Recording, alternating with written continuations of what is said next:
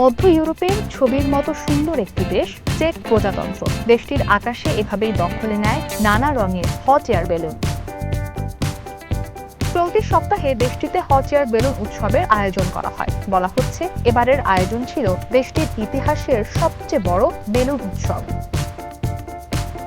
2019 সাল থেকে উৎসবটি রোজকোচ শহরে আয়োজিত হলেও এবছর হয় রাদে ক্রালভ শহরে, কারণ চলতি বছর শহরটি 800 বছর পূর্তি উদযাপন করছে। সেই উদ্দেশ্যে আয়োজন স্থল পরিবর্তন করা হয়।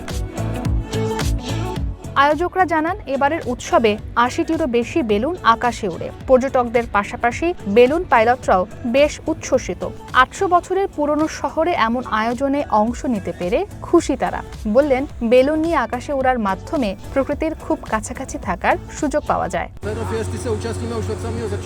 2019 সাল থেকে এই উৎসবে অংশ নিচ্ছি। 6 বছর রোজ কোষের আকাশে ভেসে বেড়াতাম, আর এবছর রাদে ক্রালভে উঠছি।